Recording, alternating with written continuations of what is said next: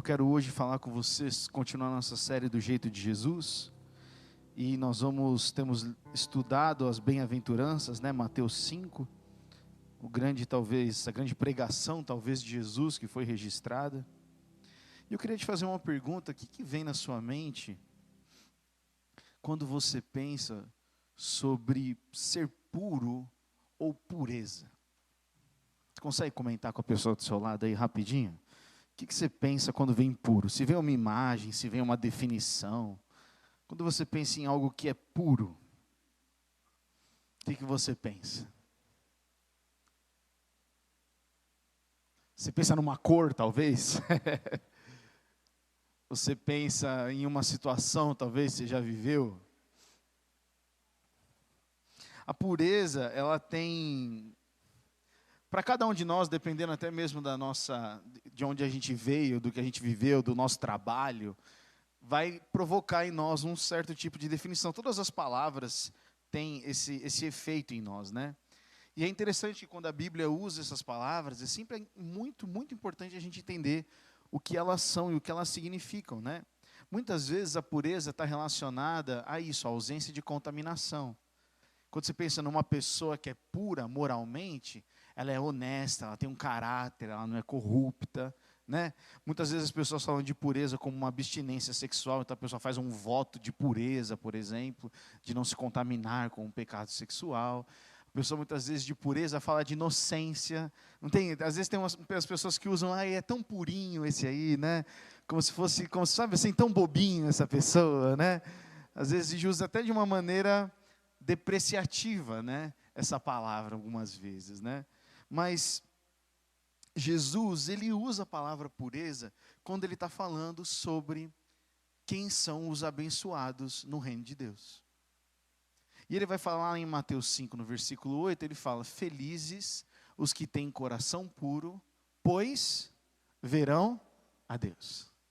Na versão, na tradicional, ela diz, né, bem-aventurados os limpos de coração, ou puros de coração, porque verão a Deus. Então, ver a Deus é uma recompensa incrível, é ou não é, irmãos? Ver a Deus é uma recompensa incrível. Não é só vê-lo fisicamente, porque nesse dia só o veremos face a face quando Ele se revelar e nós vivermos com Ele na eternidade, não é verdade? Como nós ouvimos na semana passada, Moisés mesmo que esteve diante de Deus, Deus falou: Moisés, eu não posso deixar você me ver, se você me ver, não tem homem vivo que conseguiu me ver, mas eu vou fazer passar diante de ti toda a minha bondade. Deus fala isso para Moisés. E é interessante porque você percebe que a pureza de coração, a recompensa da pureza de coração é ver a Deus. Só quer dizer que nas outras coisas eu não vejo a Deus? Sim, você vê a Deus. Só que a gente tem que entender que as bem-aventuranças, elas são uma construção. Lembra, nós estamos lendo Jesus, nós estamos aqui domingo a domingo, pegando um trecho e aprofundando. Mas as pessoas que ouviram a primeira vez, e então o discurso ao qual Jesus fez, ele fez nessa sequência. Ele falou dos pobres de espírito, ele falou daqueles que choram, ele falou dos que são humildes, dos que têm fome e sede de justiça, ele falou dos misericordiosos, e então ele fala dos puros de coração. Então a gente só pode chegar a ver Deus nesse estágio, porque é nesse momento que Jesus fala sobre ver a Deus, quando a gente chega na pureza de coração. Então, o pobre em espírito e o humilde, ele vê o Senhor, ele começa a conhecer o Senhor. Aqueles que choram, veem ao Senhor, a Bíblia fala que sim, eles são consolados pelo Senhor. Mas é tudo uma ação de Deus vindo e agindo. Os que são humildes, aqueles que têm fome e sede de justiça, são saciados. Agora, quando é engraçado, né? Os que são misericordiosos serão tratados com misericórdia. E aí, quando chega nos puros de coração, parece que muda o tom. Ele fala: esses aqui, eles vão ver a Deus. Porque, meu irmão, minha irmã, entenda uma coisa. Os frutos, as bem-aventuranças, a gente não escolhe quais nós vamos ser ou viver. As bem-aventuranças não é uma porta que você entra e você não pode entrar pelas outras. As bem-aventuranças é uma construção de algo que o Espírito Santo faz em nós. Vou repetir. As bem-aventuranças, essas qualificações ao qual Jesus está falando que esses são os bem-aventurados, esses são os felizes, são algo que vai acontecendo pela obra do Espírito Santo, um sobre o outro, você entende? Não é uma coisa separada. Eu vou só chorar e eu não vou ser misericordioso. Não, eu só vou ter fome e sede de justiça. Mas eu não vou ser humilde. Dá para fazer isso no reino de Deus? Não, Jesus está falando que não é possível. E que na medida que nós crescemos nessa sequência, nessa progressão, nós estamos sendo transformados pelo Espírito Santo. E na mensagem da semana passada, quando eu estava ouvindo essa mensagem, eu falei, Senhor, eu acho que eu estou parado aqui no misericordioso. Que eu falei, às vezes eu gosto tanto de misericórdia, mas na hora de eu exercer, eu justifico na minha mente, eu faço tudo. Até falei no GC, sexta-feira lá em casa, eu falei, eu preciso me arrepender. Que a misericórdia que eu exerço é sempre depois de um comentáriozinho. Eu fico irritado, depois eu quero exercer misericórdia. Eu falei, Senhor, eu não quero ficar irritado antes. Eu não quero que a ira tome o meu coração, Senhor. E eu me senti quando eu estava lendo, e eu estava me preparando para pregar essa mensagem, eu falei, Senhor, parece que eu estou empacado na misericórdia ali. Eu preciso que o Espírito Santo transforme isso no meu coração. Eu não posso ficar parado nisso, senão eu vou começar a me achar melhor que o meu irmão, eu vou começar a me sentir orgulhoso, e eu, Senhor, eu não quero isso. E para chegar hoje, para pregar para vocês, eu vou falar que eu lutei um pouco. Eu lutei, sabe, meus irmãos, porque senão a gente lê a Bíblia como se ela fosse um livro de regras. A Bíblia não é um livro de regras, amém? A Bíblia é a revelação de Deus para mim e para você. E revelação, para a gente entender, demora um certo tempo. E é natural que às vezes a gente sente, monte um acampamento num versículo e fique lá tempos, até que aquilo se torne uma verdade no nosso coração. Essas bem-aventuranças vão ser repetidas várias vezes no livro de Mateus, de outras maneiras. Mas é importante, e eu quero frisar que essa pureza de coração ao qual Jesus está falando, que tem essa recompensa tão maravilhosa de ver a Deus, tem algo importante, tem um porquê de ele estar nessa sequência. Agora, como é que a gente pode se tornar puro? Meus irmãos, a pureza é parte de um processo de formação executado pelo Espírito Santo em parceria conosco para nós sermos mais parecidos com Jesus. A Bíblia fala que quando Jesus Cristo morreu na cruz por nós, a Bíblia fala que Ele nos purificou e nos santificou, certo? Quer dizer o quê? Que Ele nos lavou com seu sangue. A Bíblia fala que nós fomos lavados com o sangue de Jesus e, portanto, nos tornamos puros. Esta pureza a qual Jesus realizou na cruz e a qual a Bíblia nos relata é a pureza do pecado. Todo aquele que crê em Jesus, a Bíblia fala que o sangue dele, vermelho, na verdade, ele limpa-nos e torna-nos mais brancos que a neve. É a figura que o escritor utilizou para mostrar como sendo, né, porque você vê uma sujeira numa camiseta branca, vê ou não vê? Ele fala, Jesus, ele fez isso, que não há nenhum pecado que hoje deixe um resquício sobre aquilo que Cristo fez na minha e na sua vida. Mas também tem um outro lado do mesmo entendimento, ao qual nós somos também convidados pelo Senhor para andarmos em pureza. Porque a pureza também é uma escolha, é ou não é, meus irmãos? A pureza é uma escolha. Então, não é que eu vou me purificar para Deus me amar, não. Ele me amou enviando o seu Filho Jesus na cruz para morrer por mim. Então, diante de Deus, todo aquele que crê em Jesus está puro, tem acesso a Deus. Mas a questão é que nós vivemos neste mundo pecaminoso, neste mundo tenebroso, como a Bíblia vai dizer, e muitas vezes é como se a gente fosse sujo. É como se sujássemos os nossos pés enquanto caminhamos neste mundo. Não é a roupa que está suja, porque Jesus ele falou lá, ele fala assim, vocês já foram limpos pela palavra que vos tenho ensinado. Mas Jesus fala que nós precisamos constantemente lavar os nossos pés. Tanto que é o ato que ele faz com os seus discípulos é de lavar os seus pés. E para sermos parecidos com Jesus, a gente precisa entender que não é sobre acrescentar mais coisas, mas é sobre subtrair o que não vem dele. A gente trabalha com jovens há muitos anos e a gente tem bastante esses papos, essas conversas sobre pureza. A pureza na questão do relacionamento, a pureza na questão sexual, a pureza na questão de você ser separado, por isso que você não fornica, por isso que você... Né? A gente tem várias dessas conversas há muito tempo. E é engraçado que não tem fala que consegue convencer um coração que está sujo e está desejoso daquilo. Só dá para despertar para a pureza quando a gente encontra Jesus. A gente só valoriza o que é ser puro quando a gente encontra Jesus. Por isso que é uma parceria. Num ponto é a obra de Cristo e na outra é, quanto mais eu contemplo e ando com Jesus, mais eu quero ser puro como Ele é puro. Vocês estão aqui comigo, meus irmãos? Essa palavra que Jesus usa é o katarós, e é o termo grego para pureza, que refere-se a isso, ser limpo pelo fogo, pelo esmagamento ou pela poda.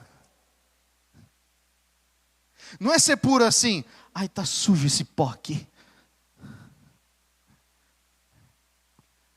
É ser puro depois de passar por uma fornalha. Os rostos mudaram agora.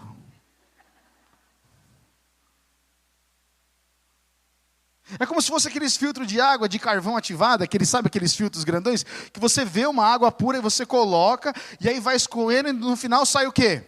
Sai água, mas quando você tira os resíduos dali, você fala, meu Deus, eu estava bebendo isso? Porque tem muitas impurezas que nós convivemos e não vemos. Mas o Senhor vê, amém? E sabe por que o Senhor vê as impurezas do nosso coração?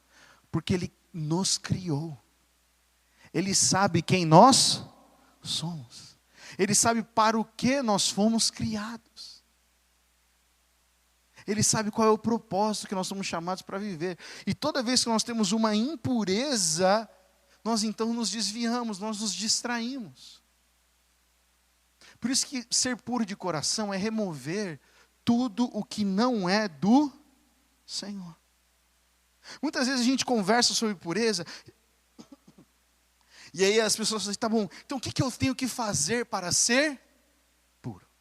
E aí a pessoa quer acrescentar algumas regras, certo? Então eu vou acrescentar isso, eu vou orar mais, e eu vou jejuar mais, e eu vou fazer mais, e eu vou fazer mais. Tudo isso é bom, mas isso é sustentado pela força do nosso braço. Um dia que a gente não tem força, parece que o diabo virou um megazord, um negócio gigante, e ele vai vir e vai destruir a gente. A Bíblia fala que o diabo já foi vencido, amém, gente? Ele já foi vencido. A questão que nós temos que entender é que se pureza é katarós, que significa retirar, eu tenho que olhar para o meu coração e falar, Senhor, o Senhor já me salvou, o Senhor já me purificou. O que está no meu coração que eu preciso tirar, que está me impedindo de ser o teu filho, a tua filha? Entende a diferença? Não é sobre acrescentar, mas é sobre retirar aquilo que não é do Senhor. Por isso que o texto de 1 Pedro fala isso para nós, ele fala assim, alegrem-se com isso.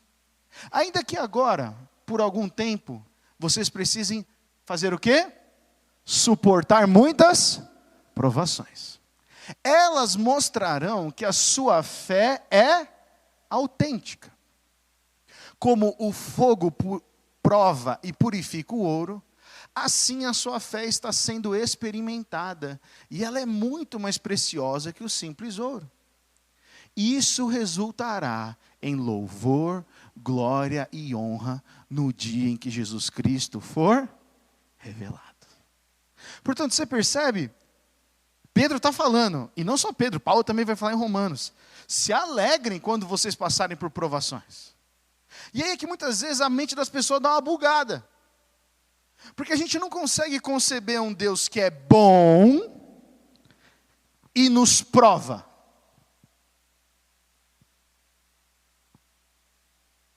Gente, se Deus é bom, porque a gente tem a ideia errada de prova, a gente acha que prova é algo para nos punir, para nos dar uma nota, não é verdade?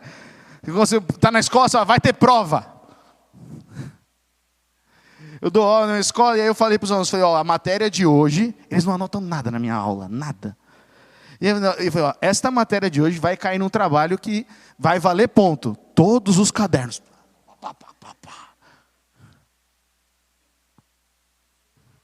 Às vezes a ideia de prova é uma ideia de ameaça. Prova é de alguém vigilante. Eu vou te pegar na prova. Só eu já pensei assim ou alguém mais pensou isso? Quando você pensa, Senhor, eu vou passar por uma prova, você já prepara. Você fala, meu Deus. A gente lembra até da música lá do irmão Lázaro, estou passando pela prova, dando glória a Deus. Como é que é possível isso? Parece que é só para os outros. Meu irmão, a Bíblia fala, não é uma, não é duas. Muitas vezes, fiquem felizes quando passarem por provas. Isso tem a ver com Deus forjar em nós um coração puro. Provérbios 17:3, o fogo prova a pureza da prata e do ouro. Mas o Senhor faz o quê? Prova o coração. Quem prova o coração? É o Senhor, não é o diabo. Não, porque ele não tem acesso ao nosso coração. Quem tem acesso ao nosso coração é quem? O Senhor, a palavra ainda não me chegou à boca, diz o Salmo, e tu já conhece, Senhor. É o Senhor que tem. Mas Ele prova, sim, o nosso coração. Vamos falar um pouco sobre prova? A pureza, meu irmão, minha irmã, está ligada ao coração, que está ligada à boca. Deus provar não é algo relacionado à destruição, mas é algo relacionado a examinar. Essa palavra provar, que eu não vou me dar o luxo de falar hebraico porque eu não falo, tem essa definição: examinar cuidadosamente, testar com precisão, provar para revelar a qualidade, avaliar a autenticidade. Olha isso, provar não é um teste para destruir. Provar é um teste para revelar o que é real. Quando a gente faz, por exemplo, um exame, você está com uma dor, certo? E aí você vai fazer um exame de raio-x. Qual que é a intenção do exame? Provar que aquela sua dor ela é real e de onde ela está vindo. Ninguém se preocupa em fazer um raio-x para descobrir qual que é a dor que está passando. Mas a gente tem problema de uma prova que fala sobre a situação do nosso coração. A gente não tem problema de uma prova que vai nos beneficiar, se a gente consegue ver o resultado claro disso, mas às vezes a gente tem problema com provas que vão mexer com o estado do nosso coração. Deus, meu irmão, minha irmã, Ele prova o nosso coração para saber o que realmente está dominando ele. Porque a Bíblia fala que os puros de coração, eles vão... O que vai acontecer com os puros de coração? Eles vão ver a Deus. Não é que Deus tem uma capa da invisibilidade que está se ocultando. Quer dizer que Deus está presente, mas quem tem o coração dominado por outra coisa, não o vê. Deus não é um Deus que fica brincando de esconde-esconde. Deus não é um Deus que tem prazer em ocultar as coisas. Ao contrário, a Bíblia fala que Deus nos chama, Jesus fala que Ele nos chama de amigos, e que Deus tem prazer em revelar coisas aos seus filhos. Essa é a verdade sobre o nosso Deus. Mas se a gente só pode ver a Deus que tem puro de coração, a gente precisa se submeter a esta prova de Deus e falar como Davi falou: Senhor, vê se há em mim algum caminho mau. Agora pensa, meu irmão, a boca fala do que está cheio o coração, diz a Bíblia. E a gente não pode ter um coração puro e uma língua impura ao mesmo tempo. Às vezes a grande incoerência é que às vezes a gente conecta a pureza somente a pecado. E às vezes as palavras que nós falamos nós não consideramos pecaminosas. Então a gente amaldiçoa, nós falamos mal de nós mesmos, nós agredimos outras pessoas com palavras e não tratamos isso como pecado. Nós somos rápidos para julgar outras pessoas e não achamos isso pecado. Nós somos rápidos para fazer comentários doloridos, ácidos sobre outras pessoas, sem conhecer o coração delas, e não achamos isso pecado. E a gente fala, só estou falando verdades. Que verdade é essa? Tiago 3 fala assim: acaso de uma mesma fonte pode jorrar água doce e amarga? Pode a figueira produzir azeitonas ou a videira produzir figos? Da mesma forma, não se pode tirar água doce de uma fonte salgada. Repete comigo isso, meu irmão, minha irmã. Um coração puro traz palavras puras. Eu vou parar um pouco aqui.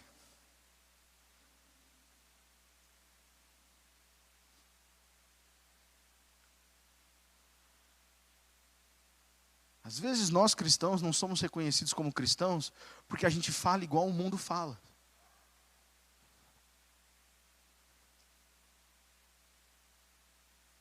Meu irmão, minha irmã, presta atenção. Nós fomos criados para ser diferentes, tá? Se nós estamos gastando muito esforço para ser igual ao mundo, alguma coisa está errada no nosso coração. Se incomoda tanto a gente ser diferente, é porque tem alguma coisa errada no nosso coração. Porque a nossa pátria, a Bíblia vai dizer, não é daqui.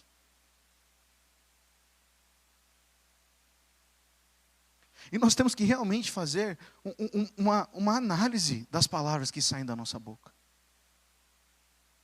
Elas não saem a troco de nada. Elas saem do nosso coração. Como é que uma pessoa que diz que ama a Deus e está cantando essas músicas aqui, pode amaldiçoar um casamento, um filho, um trabalho?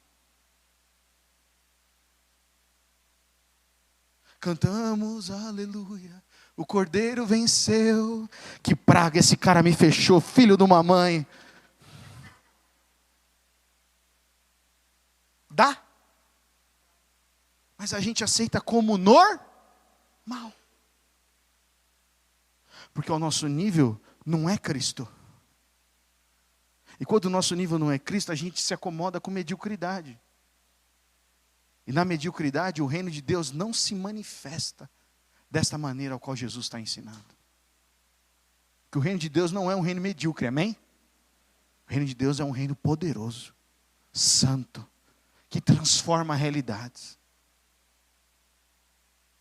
Mas não dá, meus irmãos, para nós cantarmos e com a mesma boca falarmos mal de nós mesmos. Meus irmãos, o que mais crente é conhecido hoje é por falar mal de outras pessoas. Você já parou para pensar nisso? Fama de crente é fofoqueiro. Estou errado? Eu estou errado ou não? Jesus faria isso? Chega aqui, João, deixa eu te falar os vacilos de Pedro aqui. Pedro é uma pedra no meu sapato. E depois vai me negar 3 vezes ainda, João, você não sabe. É isso que Jesus faz? Jesus sempre tratou com verdade. Mas você entende por que Jesus era puro de coração? Ele é humilde, ele é misericordioso, ele é compassivo. Ele sabe que o Pai o consola. Ele não precisa gastar tempo com besteira. Porque julgar os outros é besteira. Isso não está no reino de Deus.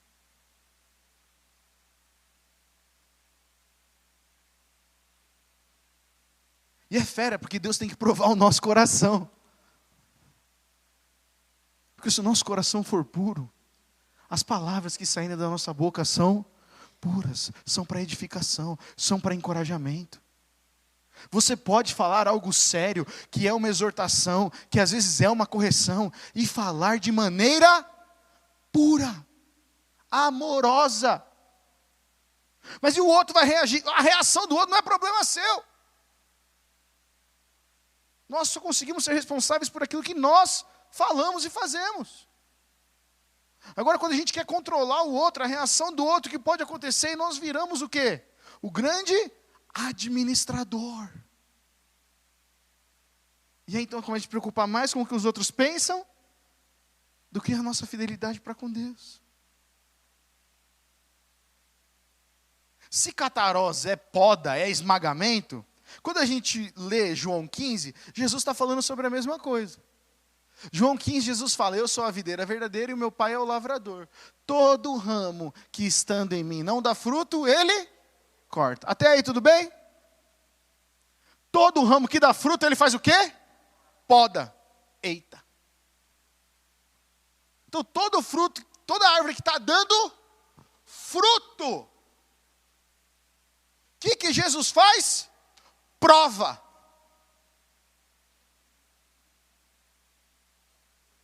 Por quê? Ele não devia estar feliz? Soltando fogos no céu. Ei, Gustavo está frutificando. Jesus não quer, Deus, o Pai, não quer que eu dê um fruto. Ele quer que a gente dê fruto constantemente. Olha a continuação. Ele poda para que vocês produzam ainda mais. Vocês já foram limpos pela mensagem que eu lhes dei. Permaneçam em mim e eu permanecerei em vocês. Pois assim como um ramo não pode produzir frutos se não estiver na videira, vocês também não poderão produzir frutos a menos que permaneçam em mim. Gustavo, mas eu posso estar dando fruto e o Senhor vai me provar? Sim! Não porque Ele quer ver a gente sofrer. Prova de Deus não é sofrimento. Prova de Deus é, eu vou cuidar do seu coração para que você não se afaste de mim. Mas tem gente que na poda e na aprovação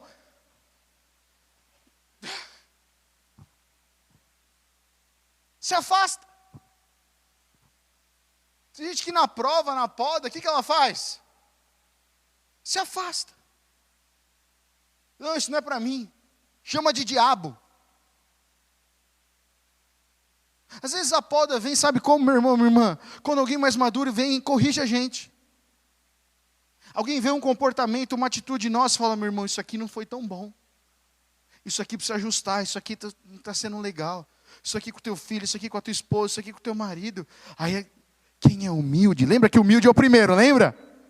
A primeira bem-aventurança é os humildes de espírito, os pobres de espírito. Então, quando chega aqui, ele precisa ser podado, ele fala, eu entendo.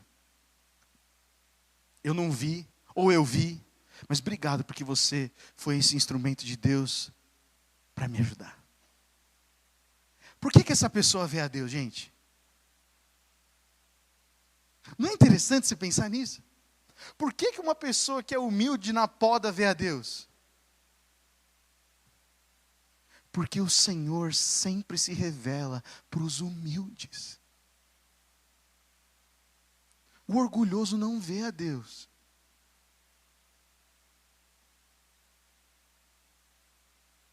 Então, meu irmão, minha irmã, a vida cristã, ela vai ser uma constante prova, no sentido de que Deus vai estar sempre removendo aquilo que não pertence a Ele. Com certeza, se você pensar nessa semana, alguma coisa atingiu o seu coração que talvez não foi Deus que planejou. E se isso caiu e não tratou, ela começa a criar um pouco de raízes. Começa ou não começa? Eu não vou perguntar se você pensou mal de alguém essa semana, porque eu acho que todos nós levantaremos as nossas mãos aqui. Se nós pré-julgamos alguém essa semana. Se alguém demorou uns 40 minutos para responder um WhatsApp, a gente já, ai meu Deus do céu. Porque nós somos rápidos para isso. Somos ou não somos? Mas se a gente é puro de coração, o puro de coração está muito atrelado a 1 Coríntios 13. Ele não suspeita o mal. Ele não fica irado com qualquer coisa. Por isso, meu irmão, minha irmã, Deus transforma a provação e a poda em instrumento de purificação. A palavra de poda é katairos, muito próxima de kataros. Que ela significa limpar, purificar, remover o que é desnecessário. Limpar algo para torná-lo mais produtivo. Essa palavra não é simplesmente cortar. Quando você pensa em poda, você pensa em o quê? Cortar talvez ali uma ponta. Mas essa palavra ela carrega, eu vou limpar porque eu tenho um propósito. Eu não estou limpando à toa. Deus não olha para você e fala assim, nossa, ele precisa produzir muito, porque a minha linha de produção aqui do reino está precisando de mais coisa. Deus não olha para a gente como um objeto, que precisa que renda, porque ele precisa de alguma coisa. Deus não usa pessoas.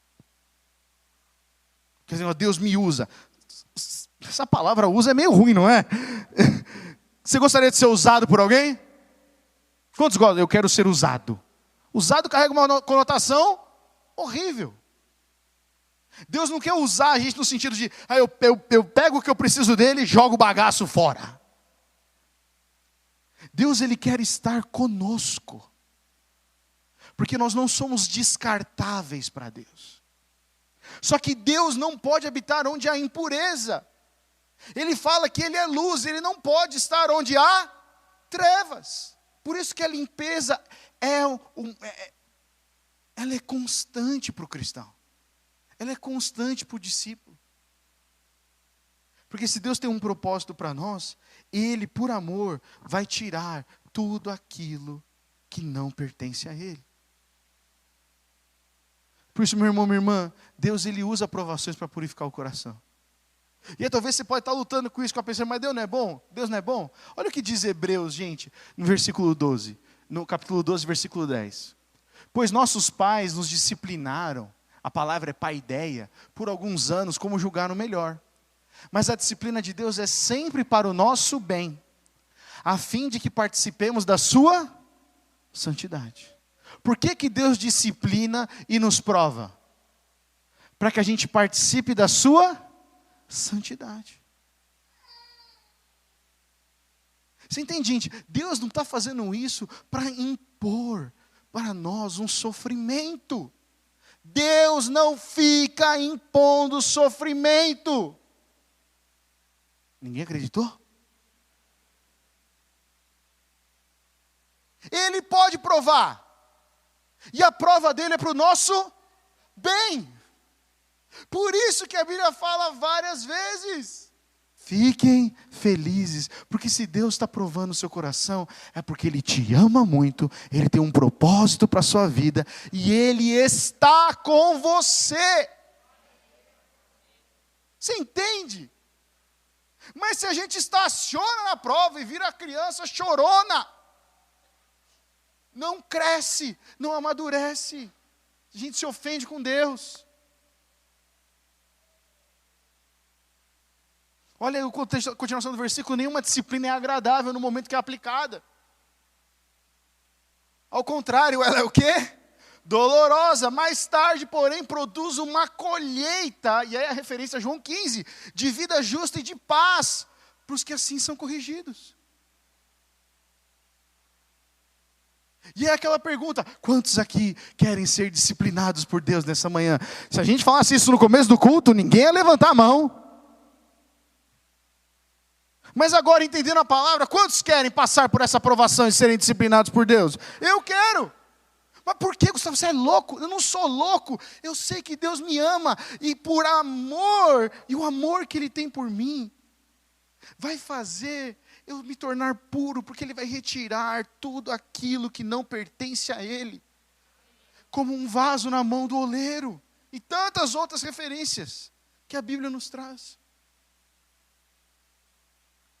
Deus, Ele nos amadurece e refina, então, meus irmãos, por meio da provação. Deus não quer que vivamos com algo que seja menor do que o que Ele tem para nós. Por isso Ele quer nos purificar para que possamos ver o seu agir. Olha aqui esse segundo aqui, ó. Deus não precisa criar sofrimento para nos purificar, amém? Jesus falou, vocês já são limpos pela palavra que eu tenho ensinado para vocês.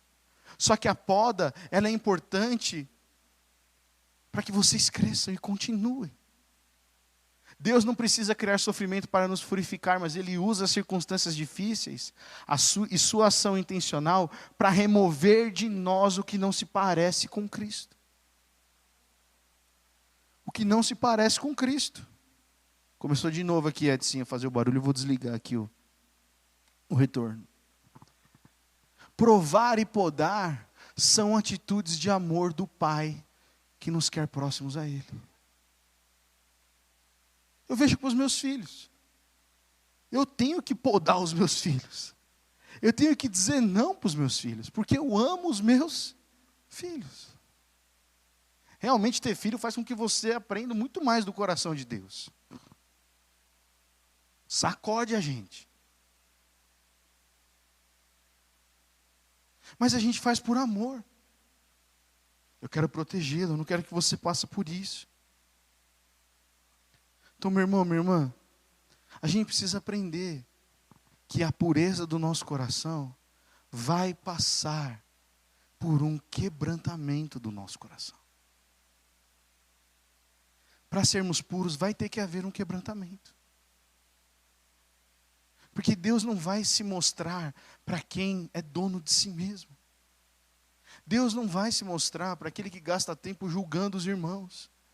Deus não vai se mostrar para aquele que a boca fala só podridão. Não vai. Não vai. A gente pode ter uma religião que pode acontecer coisas boas, mas Deus se revela e se mostra para quem tem isso.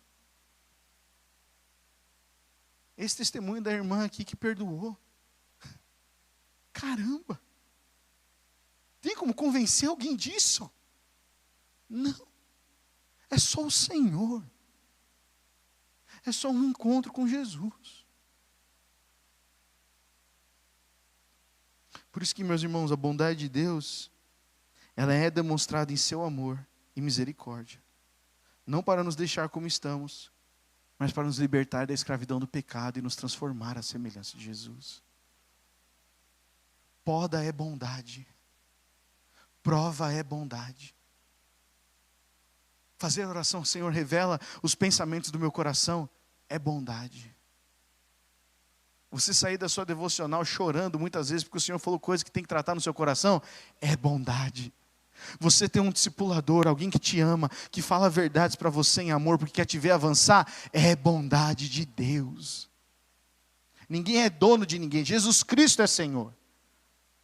Mas Ele usa nós uns aos outros, para que a gente se submeta uns aos outros em amor, para que o nosso coração não permaneça sujo. Porque não foi para isso que Jesus morreu na cruz por nós. Por isso que tanto Colossenses quanto Romanos fala, façam morrer as coisas pecaminosas e terrenas que estão dentro de vocês. Se contudo pelo poder do Espírito fizerem morrer as obras do corpo, viverão, porque todos os que são guiados pelo Espírito de Deus são filhos de Deus. Você entende que nisso a pureza é uma escolha? A pureza é uma decisão. Você fazer a sua devocional em oração e leitura da palavra é uma maneira de você ser podado pelo Senhor. Cristão que não ora e lê a Bíblia não quer ser podado. Cristão que não faz parte de uma célula não quer ser podado. Cristão que não consegue se submeter a outro irmão em verdade, em amor, não quer ser podado. Por quê? Porque ele fala, eu me basto. E não foi para isso que Cristo nos criou. O cristianismo não é algo que se vive individualmente, é algo para se viver em comunidade. É algo que é vivido para fazer uns aos outros. Senão Jesus tinha vindo e resolvido a parada sozinho, sem chamar 12. Ele não podia ter vindo? Mas Ele escolheu chamar 12, tratar com os problemas dos 12, afinar o coração dos 12, ser traído por um, resgatar o que o negou, porque Ele ama, e o amor, ele é feito para viver em comunidade. Por isso, meus irmãos, a pureza ela nos liberta da mancha, da vergonha e do peso da culpa. E elimina a mistura que muitas vezes a gente aceita.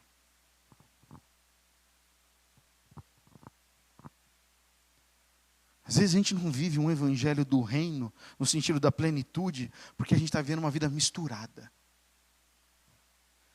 Antigamente, quando eu ia em pizzaria, quando acabava a pizzaria, de comer, a gente sempre sobrava um pouquinho de refrigerante.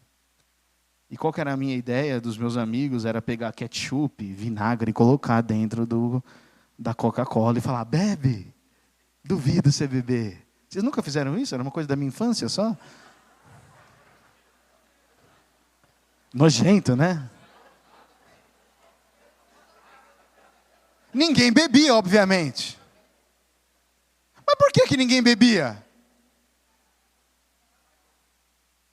Por que ninguém bebia?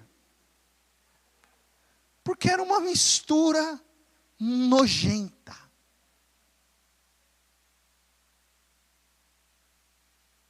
Ficava horrível.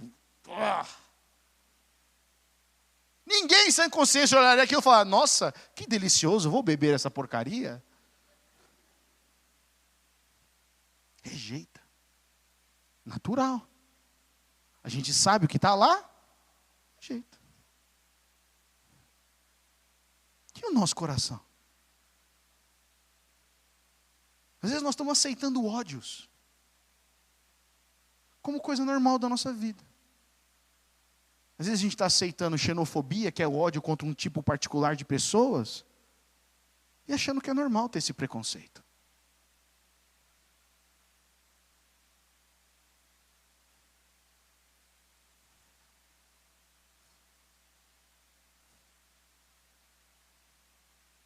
A gente se preocupa com umas coisas que a gente não devia se preocupar, e a gente fica calado diante de coisas que precisavam da nossa voz. A gente aceitou. Porque sabe qual é o problema da mistura? A mistura, quando algo é misturado, ele já não é mais o original. O Senhor nos criou para ser santos e puros. Qualquer coisa que é acrescentada a isso, torna isso impuro. E entenda, meu irmão, minha irmã, não estou falando só da impureza do pecado. Mas o orgulho e a independência são impurezas. A maledicência é impureza. O suspeitar o mal é impureza. É ou não é? Mas se a gente mistura e fala, ai, quem não tem pecado que atira a primeira pedra. E lógico, né, usa totalmente, tira o texto do contexto para justificar a nossa vida medíocre cristã. A gente está perdendo o reino. Presta atenção, viver misturado não é que a sua vida vai começar a dar ruim. É que você nunca desfruta o que Deus realmente tem. Ah, Gustavo, eu estou meio misturado, mas a vida está acontecendo. Meu irmão, minha irmã, tem mais do Senhor. Quando você lê a Bíblia, você fala, é impossível viver isso, é impossível. Só lê a Bíblia e acha que é impossível quem está vivendo muito misturado. Quem está puro fala, Senhor, vamos embora, eis-me aqui, Senhor. Eu quero, Senhor. Eu quero, Senhor. Faz em mim, Senhor. Começa pela minha casa, Senhor. Porque o puro, o original, tem esse amor por Jesus. Quem vive misturado, sempre vai ter a sua visão infectada por outra coisa. Vai ter suas emoções manchadas, dúvidas constantes sobre Deus e o seu amor. Quem está misturado, às vezes ama o pecado. E no amor ao pecado, sabe qual é a primeira coisa que vai embora? Eu falei isso no MAG ontem. É a segurança na nossa salvação. Aí a gente pergunta, será que é mesmo? Será que vale a pena mesmo isso? Será que vale a pena ser santo? Será que vale a pena ser puro? Não estou vendo resultado nenhum. Isso é mentira. A pureza faz você ver a Deus. Ver Ele na nossa vida. Ver Ele na vida dos nossos irmãos. Ver Ele na misericórdia que são renovadas a cada manhã sobre as nossas vidas. É como o pastor Luiz Saião fala, depois que você tem esse encontro com Jesus, você olha o céu e se acha bonito. Você olha o canto do passarinho e você dá glória a Deus. Você vê o formato das nuvens e você fala, foi Deus que fez. Você começa a ser grato por tudo.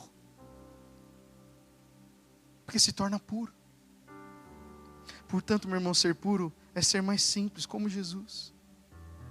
O jeito de Jesus é ser simples. O apóstolo Paulo, ele fala isso.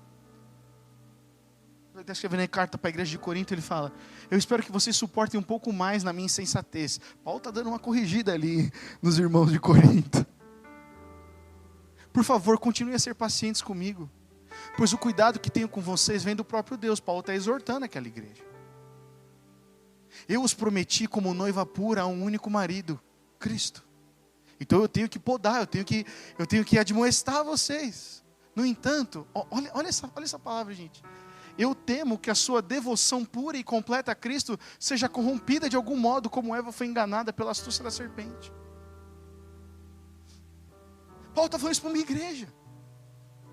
Ele falou, eu tenho medo. Vai parecer insensatez esse zelo, esse cuidado que eu tenho com você. Mas eu tenho um pouco de receio de que a sua devoção pura está sendo contaminada. Porque Eva era pura, Eva ouviu do Senhor a instrução. Mas ela foi o quê? Corrompida com a astúcia, porque o desejo do seu coração veio.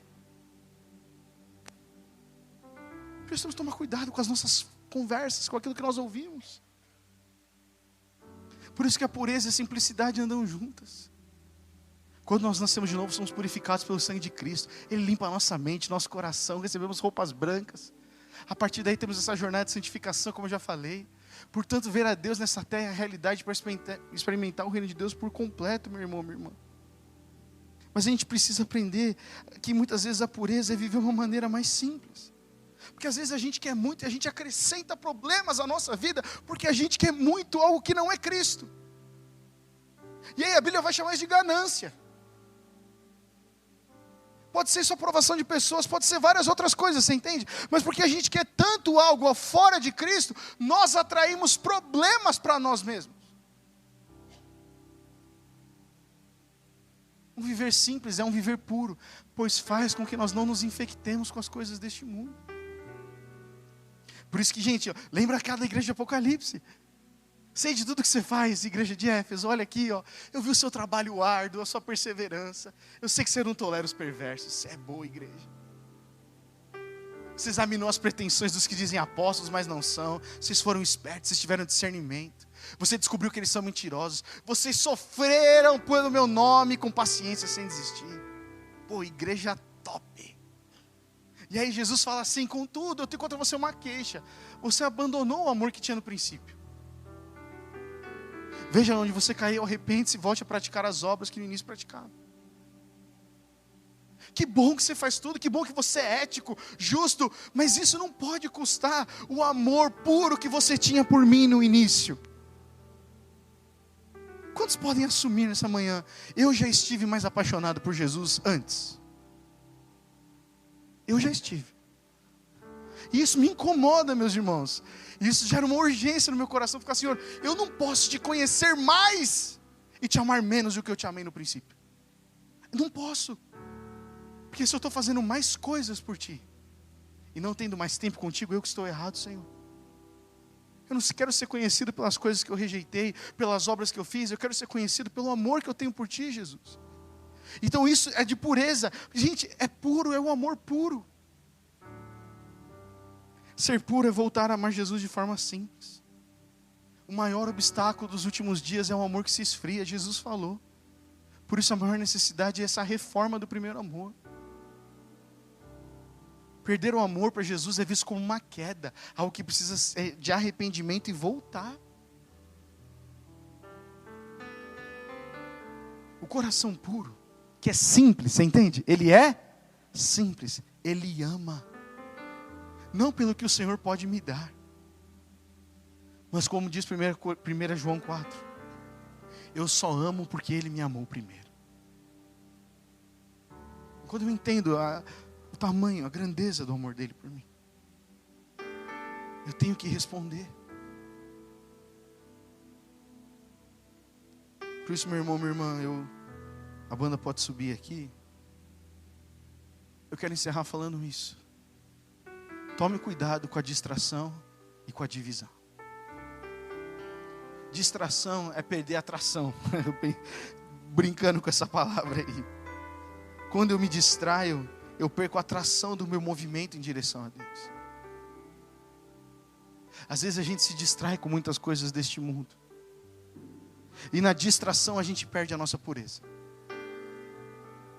Na distração nós perdemos a nossa pureza. Como é que um casamento começa a ruir? Quando começa a ver distração. Qualquer relacionamento começa a ruir quando começa a ter distrações. Deus não te criou para viver distraído. Focado. O que é uma divisão, gente? Divisão são duas visões. Divisão. A divisão é sempre fruto da distração. Estou andando distraído, não tenho o meu foco em Jesus. Nosso coração se torna infectado. Quer ser puro, quer ver a Deus, mantenha o foco em Jesus. Ame a Jesus. Ame a Jesus. Se há algo que precisa ser cortado, arranque e joga fora. Ame a Jesus. Cuidado com a distração das conversas, como a Eva teve com a serpente. Cuidado com a distração da mente, que fica complicando coisas e acrescentando listas e pesos que não vêm da parte de Deus. Seja simples, meu irmão, minha irmã. Ore, leia a Bíblia, jejue, ame a Jesus e ame ao próximo. É simples. É simples. Mas se nós perdemos esse primeiro amor, a gente precisa voltar de onde nós caímos. Fala, Senhor, eu estou amando outras coisas, eu estou correndo atrás de outras coisas, Senhor. Por isso que a pureza do coração é o resultado de ser esvaziado de misturas e distrações, focando exclusivamente na pessoa de Jesus. Você pode ficar em pé no seu lugar, meu irmão, minha irmã?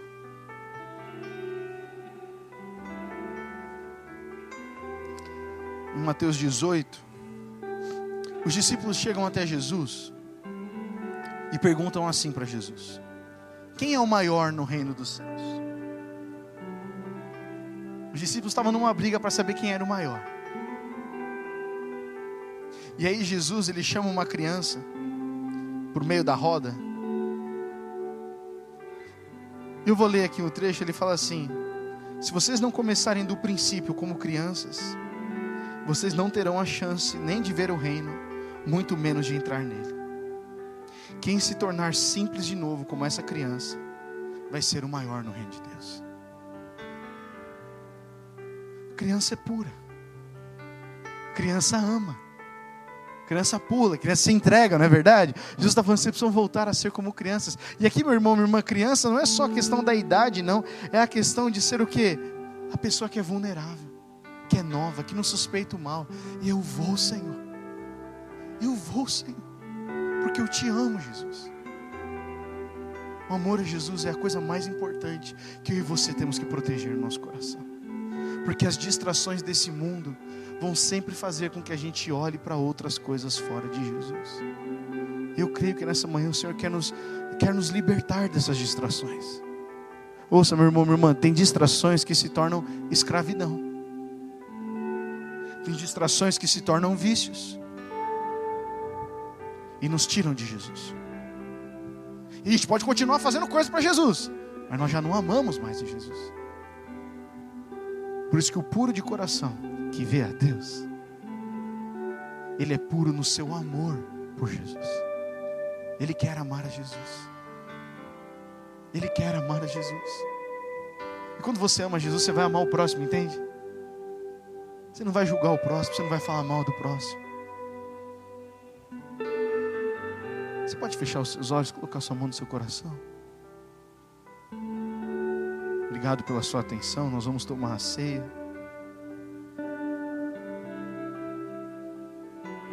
Mas eu gostaria que você avaliasse o seu coração agora. Porque a situação do seu coração é responsabilidade de cada um de nós. É uma responsabilidade de cada um de nós. Portanto, antes mesmo de nós cantarmos aqui, tenha um tempo agora e fala: Senhor, sonda o meu coração. Eu quero ter coragem de dizer: sonda o meu coração. Se eu preciso de poda para te amar mais, pode me podar, Senhor. Senhor, se eu estou passando por essa situação, parece que não muda, Pai. Isso é uma prova que o Senhor está me fazendo para que o meu coração seja purificado por Ti. Tá bom, Senhor, eu vou permanecer, eu não vou desistir. Mas sonde o seu coração agora, meu irmão, minha irmã. Deixe o Espírito Santo falar no seu coração. Não tenha medo de se abrir ao Senhor, porque Ele ama você. E todo o tratar dEle é para que nós nos tornemos mais parecidos com Jesus.